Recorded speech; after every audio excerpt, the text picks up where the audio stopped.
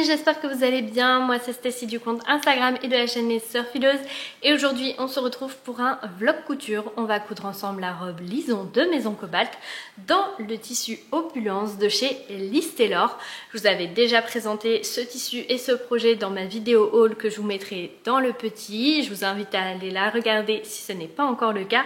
Et j'ai décidé de la doubler entièrement dans un voile de coton de chez Mondial Tissu. Alors j'avais oublié mon tissu quand je suis allée en magasin, je me suis donc fiée à la photo sur le site, sauf qu'en fait ça correspond pas vraiment au tissu. Je pensais que ça allait vraiment correspondre davantage à l'un de ces deux verres. Enfin sur la photo en tout cas ça avait l'air de correspondre. Finalement pas tant que ça.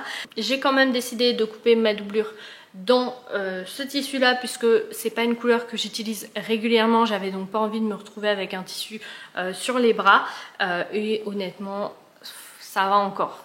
C'est pas ce que j'aurais vraiment, enfin j'aurais aimé quelque chose qui corresponde davantage, mais ça fera l'affaire et de toute façon logiquement on n'est pas censé l'avoir. Donc bref, côté patron, comme je vous ai dit, je suis partie sur la robe Lison de Maison Cobalt. C'est un patron qui est disponible au format PDF au prix de 14 € et qui va de la taille 34 à 52. J'ai décidé de réaliser la version sans manches, bien que j'hésite, mais je reviendrai sur ça. Donc normalement, je devrais faire la version sans manches avec les plis au niveau du buste, le col V semi-fermé et la jupe dite classique, donc avec celle qui a le moins de fronce, puisqu'en fait j'avais pas remarqué qu'il y avait une jupe avec plus de fronce, qui va du coup jusqu'au genou. Et j'ai décidé de ne pas faire les plis puisque finalement j'étais pas sûre d'aimer, du moins pas sur la jupe qui est moins foncée. J'ai regardé plusieurs créations d'autres personnes et finalement j'aimais pas trop, donc je me suis dit je ne vais pas les faire pour cette version là et je les ferai probablement plutôt dans une version unie, puisque comme je vous l'ai dit dans mon haul, j'ai en tête d'en faire une version unie pour vraiment mettre en valeur davantage les plis, puisque là comme le tissu est assez chargé, on verra pas forcément très bien le détail, mais bref. Du coup, comme je vous disais, j'hésite un petit peu à rajouter des manches, puisque comme j'ai pas fait les plis, il me reste assez de métrage pour faire des manches, mais j'ai du mal à me l'imaginer avec des manches. Donc je vais essayer sur moi sans, pour voir si ça me convient, parce qu'en fait c'est ça le petit truc, c'est que souvent je porte des robes avec des manches. J'ai pas forcément l'habitude de porter des robes avec des larges bretelles, enfin avec des larges épaules en fait, souvent c'est des fines bretelles, et donc je vais regarder en fait si ça me plaît ou non, et si ça ne me plaît pas, potentiellement je rajouterai les manches puisqu'il me reste assez de métrage. Si pas, je ferai probablement un top ou quelque chose comme ça. Du coup je pense que ça va être un patron assez simple et assez rapide à réaliser. Les grandes difficultés résident dans les plis, la pose de la doublure et les fronces à la taille. Donc je pense pas que je vais intervenir entre deux, sauf si vraiment j'ai une grosse difficulté, ou bien si je décide que je vais mettre les manches, je vous tiendrai un petit peu au courant. Mais sinon, entre ce que vous voyez là et la conclusion de fin, je pense pas revenir, parce qu'en plus je pense regrouper les étapes, donc il n'y aura pas forcément d'intérêt je pense. Mais bref, je vous laisse avec la suite de la vidéo.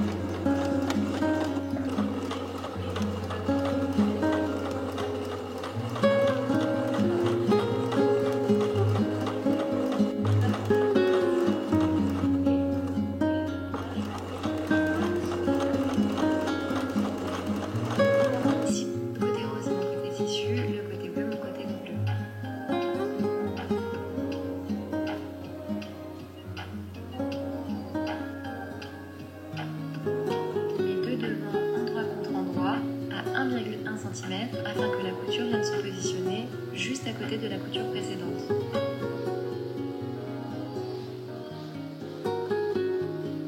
Alors, comme vous pouvez le constater, on est le lendemain et je n'ai pas fini la vidéo puisque mes parents sont venus et donc j'ai été interrompue pendant quelques heures. Et ensuite, j'ai remarqué que je m'étais trompée dans les plis. Donc j'ai dû tout recommencer. Pour vous expliquer un petit peu, un pli se présente comme ceci et moi, en règle générale, enfin du moins dans la plupart des cas, normalement la ligne ici correspond à la ligne de pliure, la ligne là à la ligne de profondeur et cette ligne-ci à la ligne d'arrivée du pli. Donc le pli vient se mettre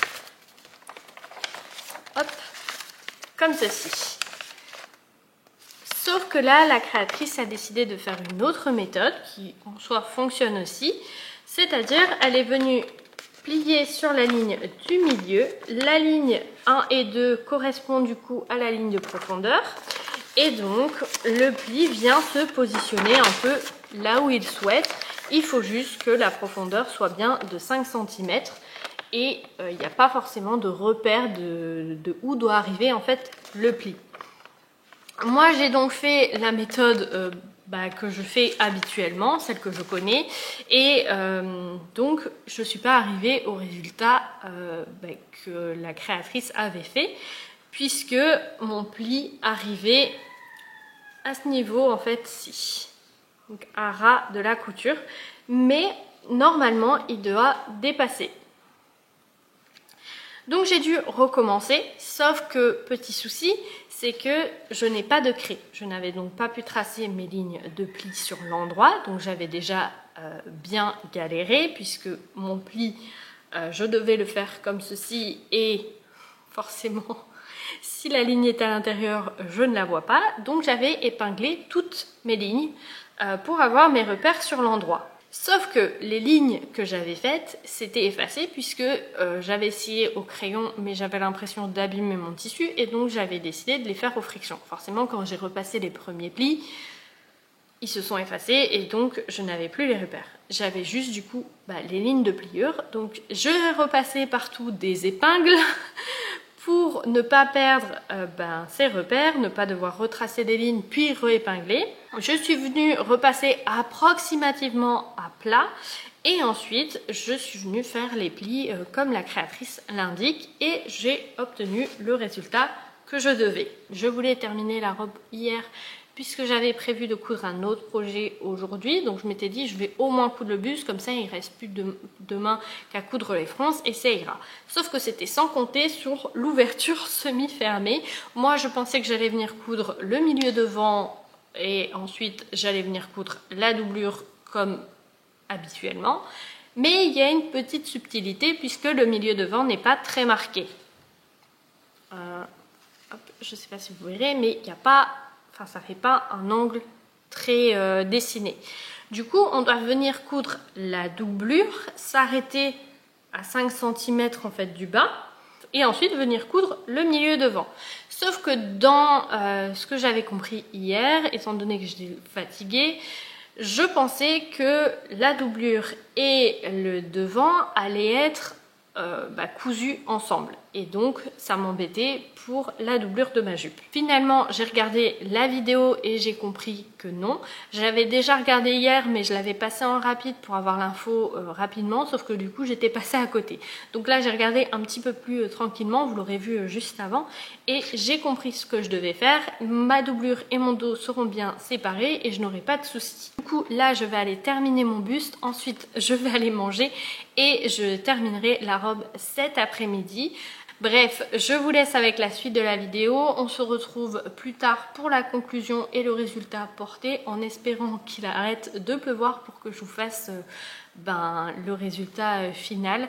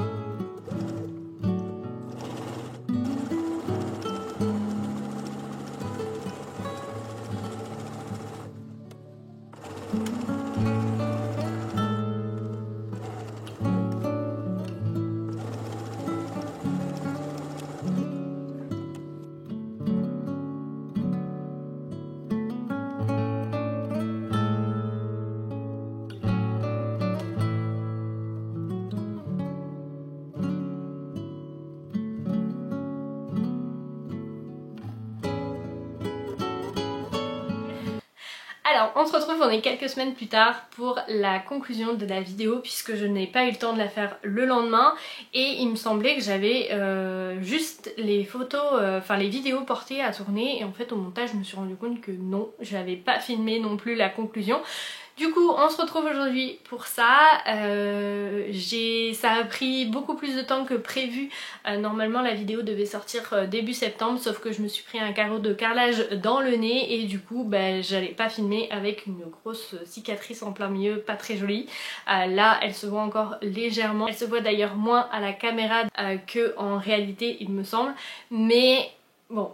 C'est déjà un petit peu plus sympa, un peu plus joli et du coup je me voyais davantage filmer avec ça que ce que j'avais auparavant. Du coup concernant la suite de la couture de la robe lison, tout s'est bien passé mais j'étais un petit peu surprise au niveau des fronces de la jupe. Je pensais qu'il allait en avoir quand même un petit peu plus que ça et au dos qu'il allait également en avoir, sauf qu'il y en a pas du tout comme vous pouvez le constater. J'étais un petit peu surprise et au dos c'est vraiment, et au devant c'est vraiment très léger. Donc pour les autres versions je pense vraiment que je vais faire les grands panneaux de jupe, enfin le grand volant je pense que ça s'appelle, parce que je trouve que ça, enfin je pense que ça sera plus joli. Je pense m'en faire une blanche et une noire. La noire peut-être que je ferai la version moins foncée parce que le tissu est plus épais et je suis pas sûre du coup que ça rentre bien s'il y a trop de fronces, mais en tout cas pour la blanche c'est clair que je ferai la grande jupe. Au niveau de la longueur, alors j'ai pas fait le pli mais ça il me semble que je vous l'avais dit. Par contre pour les autres versions en uni, là je pense les faire puisque ça se verra davantage que ici. Mais du coup au niveau de la longueur j'avais rajouté ce que préconisait la créatrice, c'est-à-dire 12 cm il me semble si je ne me trompe pas, sauf que moi je suis beaucoup plus petite que la stature qui est indiquée dans le livret et du coup forcément quand je l'ai mis c'était trop long, c'était pas joli. Du coup j'ai enlevé en fait ce que j'avais fait, je pense avoir enlevé les 12 cm mais je suis plus sûre, donc si je me trompe je vous mettrai un petit encart ici, mais je trouve que c'est encore un chouille trop long, du moins pour porter avec des baskets. Avec des talons ça va, mais je sais que c'est une robe que je vais plus souvent porter avec des baskets ou des tongs ou des sandales que avec des talons, donc je pense raccourcir encore d'1 centimètre ou deux pour que ça me corresponde davantage et que je me sente plus moi on va dire, parce que même si voilà elle est très confortable et j'ai pas à m'inquiéter qu'on voit mon short ou quoi, c'est vrai que j'aime un petit peu moins le fait qu'elle soit juste à ras du genou. Donc ouais. Au niveau des manches, je vous avais dit que j'hésitais à en rajouter par peur que ma carrure soit un petit peu trop large. Finalement je trouve que ça va, je trouve que c'est très joli et ça enfin je ne trouve pas en tout cas que ça m'agrandisse tant que ça la carrure comparée à des épaules en fait juste larges. Là en fait comme c'est vraiment plus accentué de par les plis, je pense que justement ça masque un petit peu la carrure, ça la diminue et du coup je trouve ça un petit peu plus sympa. Enfin en tout cas ça ne m'a pas choqué quand je l'ai mis, donc voilà. Au niveau de l'encolure et des emmanchures, j'ai rajouté, j'ai fait une piqûre nervure. Il me semble pas que c'est préconisé dans le livret, mais je l'ai fait pour éviter que le tissu revienne, donc en fait j'ai juste rabattu ma valeur de couture vers la doublure et je suis venue faire un point tout autour pour être sûr que la doublure reste bien à l'intérieur. Donc voilà pour cette petite robe que j'aime vraiment beaucoup. Pour rappel, le patron c'est Lison de Maison Cobalt et le tissu c'est la viscose Opulence de chez Liz Taylor, mais attention il y en a également une maintenant avec du rose que je trouve très jolie et je pense craquer, parce que quand je l'ai vue je me suis dit waouh, je pense même que je la préfère à celle-ci, alors que pourtant le rose c'est pas une couleur que je porte souvent, mais vraiment quand je l'ai vue je l'ai trouvée magnifique et même mon copain m'a dit je crois que j'ai également une préférence pour le rose, donc je pense que je vais craquer, mais Bref, on verra plus tard. Du coup c'est tout pour cette petite robe. Je vous laisse avec les vidéos portées. Mais avant ça je voulais savoir si ce genre de vidéo vous intéresse, puisque c'est vrai que j'ai pas forcément de recul sur le genre de vidéo. La dernière fois que j'en avais faite c'était vlog à l'atelier, mais c'était plus dans une journée avec moi dans différentes étapes de ma journée, donc c'était pas vraiment un vlog couture. Et le seul vlog couture que j'ai fait où je vous montre un peu étape par étape comme ça, c'était un maillot de bain, sauf que j'avais sorti la vidéo en septembre et forcément ça a pas parlé à grand monde. Du coup bon, là il y a un peu d'amélioration, on est sur une robe manche courte certes, mais elle propose des manches longues, donc je me dis si je la sors en septembre ça devrait quand même encore aller. Mais ouais, dites-moi pour les prochaines si ça vous intéresse ou non. Là j'en ai une que je dois monter, je dois encore filmer la conclusion aussi, et il y en a deux que je vais filmer cette semaine, mais si je vois que ça vous intéresse un peu moins, peut-être que je le ferai pas forcément et je privilégierai d'autres vidéos. J'ai également une autre idée aussi avec une partie modélisme, mais il faut que je vois comment je veux tourner cette vidéo, donc je vous en parle pas plus que ça, il faut que je vois un petit peu comment je veux qu'elles soient ces vidéos là. Mais bref, dites-moi ça en commentaire et moi je vous laisse avec les vidéos portées et je vous fais de très gros bisous. Bye!